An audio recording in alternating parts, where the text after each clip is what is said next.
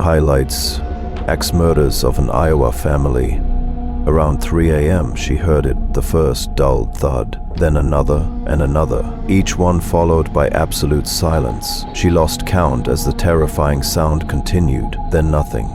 The morning revealed the horror. The Smurl family haunting. But then Jack saw it too, a black, human-shaped shadow that seemed darker than the darkness around it. It moved in ways that defied physics, sometimes floating across the ceiling, other times crawling along the walls like an insect. My last night at Hinterkaifeck. Someone had been living in the farm's attic for months, watching the family, learning the routines. Axe murders of an Iowa family. In 1912, my grandmother lived next door to the Moore family in Villisca, Iowa, and what she witnessed that night haunted her until the day she died. The Moores were good people.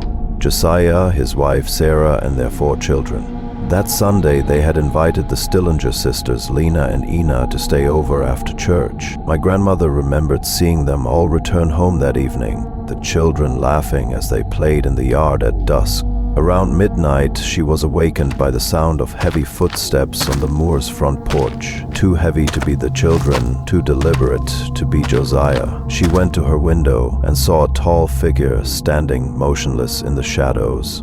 As she watched, it moved to each window of the Moore house, methodically pulling down shades to block any view inside. What disturbed her most was the silence. No creaking floorboards, no rustling fabric, just the quiet precision of someone who had planned this carefully.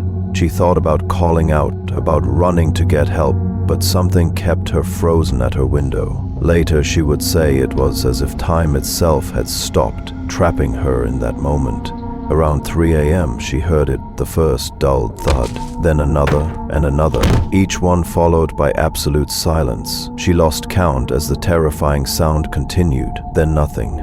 The morning revealed the horror: 8 bodies, each face covered with bed sheets. Every mirror in the house was draped with clothing. Family photographs had been turned to face the walls. A bowl of bloody water sat untouched in the kitchen. The killer had used Josiah's own axe, which was found cleaned and back in its place. But what my grandmother told the police, who dismissed it as an old woman's hallucinations, was what she saw just before dawn. She had been sitting vigil at her window, too terrified to move when the Moore's front door opened. No one came out. Instead, she saw a procession of figures in the upstairs windows, all 8 victims standing in different windows, their faces obscured by the sheets that would later be found covering their bodies. They stayed there, motionless, until the sun rose. When they finally discovered the bodies later that morning, they found strange details the killer had left behind. The killer had broken all the clocks in the house and stopped them. They found half-eaten food in the kitchen, still warm. The killer had cooked themselves breakfast after the murders. My grandmother moved away from Villisca that same week. She couldn't bear to look at the house, knowing what she'd seen. Years later, just before she died, she told me one final detail she'd kept secret all those years. When the figures appeared in the windows that dawn, they weren't alone. Behind them stood a 9th figure, taller than the rest, still holding the axe. And as the sun rose, she swore she saw it turn and look directly at her, despite its face being obscured by something bright, like a mirror reflecting the morning light. The Villisca axe murders were never solved. The house still stands, preserved as a memorial to that terrible night. You can verify every detail: the covered mirrors, the stopped clocks, the bacon left by the bodies. But you won't find my grandmother's account in any official record. Some truths are too terrible for most minds to accept. I still wonder why she saw what she saw. Maybe sometimes evil likes to leave witnesses, not to prove what happened, but to make sure we never forget. The Smurl Family haunting. This creepypasta has been circulating the internet forums for a while, but when I looked into it, there seems to be more truth to it than urban legend. I'm sharing this story as told by the woman who experienced it. It began in a summer night in 1974 in West Pittston, Pennsylvania. My husband Jack and I had just moved into the duplex with our young daughters. We'd gotten a good deal on the property. Too good, as we'd later discover. The previous owners had seemed eager to sell, almost desperate. Now I understand why. The first signs were subtle. Items would go missing, only to turn up in impossible places. Keys we'd left on the kitchen counter would be found in the bathtub. Children's toys would move across rooms on their own. We tried to rationalize it. Maybe we were just forgetful. Maybe the girls were playing tricks. But then the scratching started. At first we thought it was rats in the walls. Jack called an exterminator, but they found nothing. The scratching continued, growing louder each night, sometimes accompanied by a foul, sulfuric smell that would appear and disappear without explanation. Our eldest daughter was the first to see it. She came running into our room one night, hysterical, claiming she'd seen a dark figure standing in a doorway. We dismissed it as a nightmare, but then Jack saw it too. A black, human-shaped shadow that seemed darker than the darkness around it. It moved in ways that defied physics, sometimes floating across the ceiling, other times crawling along the walls like an insect. The physical attacks began shortly after.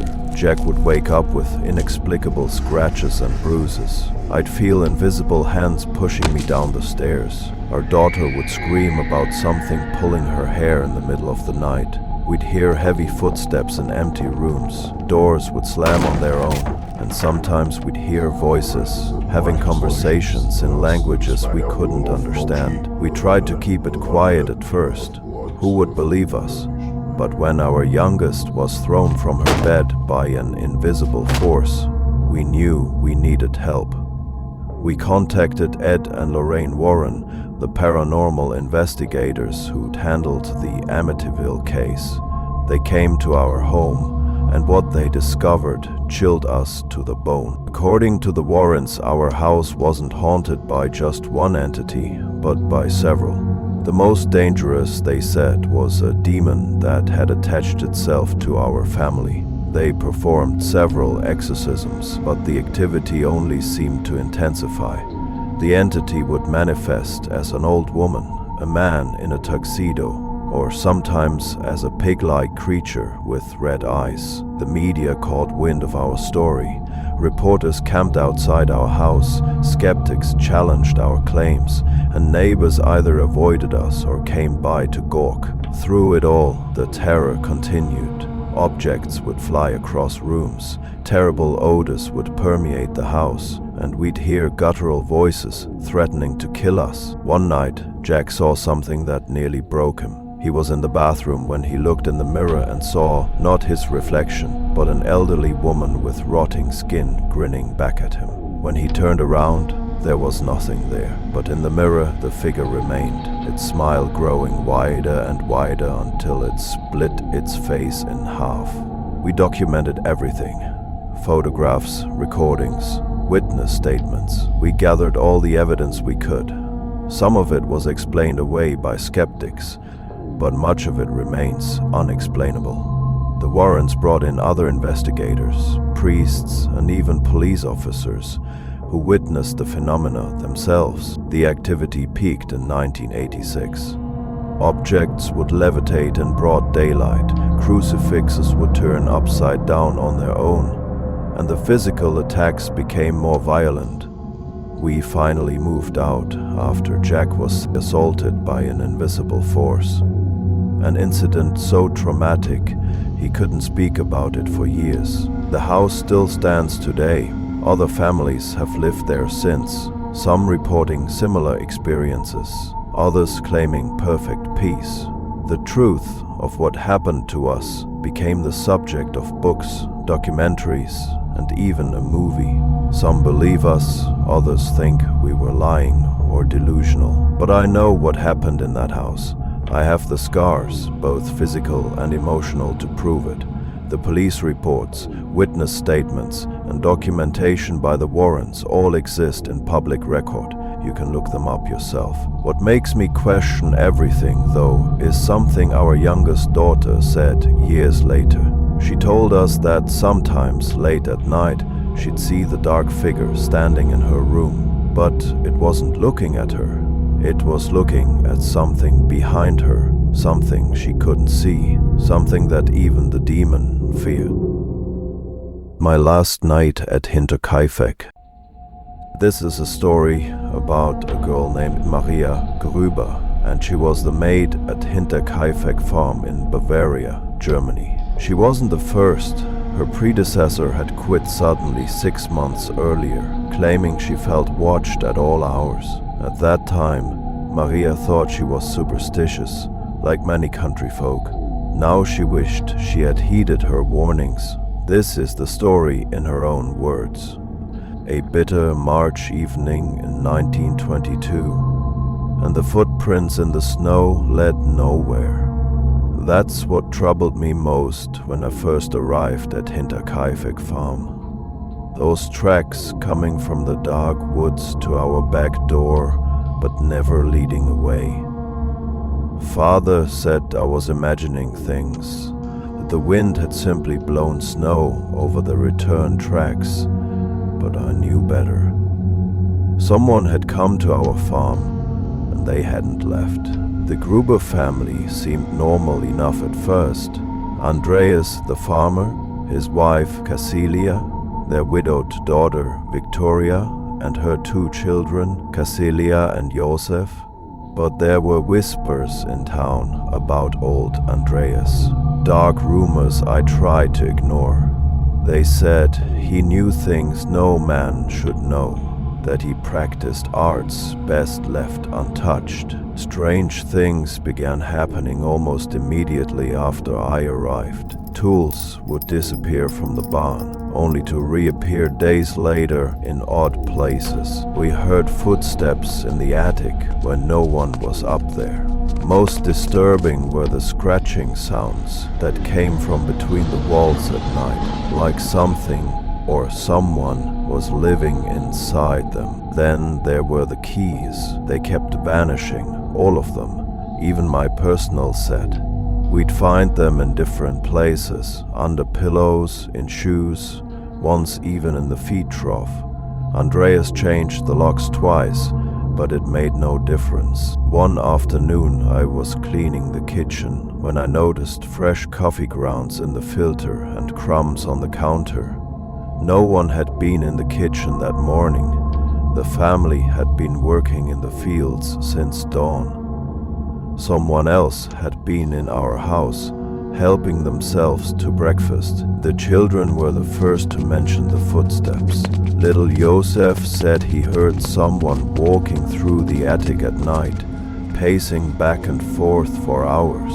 Casilia claimed she saw a dark figure watching her from the barn loft.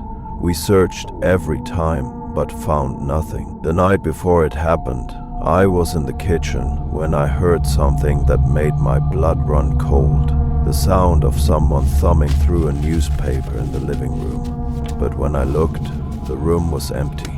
The newspaper on the table was open to a different page than it had been earlier. That was my last night at Hinterkaifeck. I left early the next morning, driven by a terror I couldn't explain. 2 days later, I heard the news that would haunt Bavaria for decades. The entire Gruber family had been murdered, each one killed with a mattock in their own home, even the little ones. The killer had stayed in the house afterward, feeding the cattle and eating meals in the kitchen as the bodies lay in the barn. The police investigation revealed disturbing details. Someone had been living in the farm's attic for months, watching the family, learning the routines. They found a newspaper from Munich, towns away, suggesting the killer had been making themselves at home while the family slept. The murders were never solved. Some say it was a vengeful neighbor, others blame robbers or escaped convicts. But I know what I experienced in that house. The feeling of being watched, the sounds in the walls, the footprints that led nowhere. These weren't the work of ordinary men. Years later, I returned to the site where Hinterkaifeck once stood. The farm had been demolished, the grounds plowed under to erase the memory of what happened there. But as I stood at the edge of that empty field, I swear I heard footsteps in snow behind me, approaching from the direction of the old woods. When I turned, there were tracks appearing in the snow, one by one, as if made by invisible feet. I ran and never looked back. They say the killer was never caught because they weren't looking for the right kind of suspect.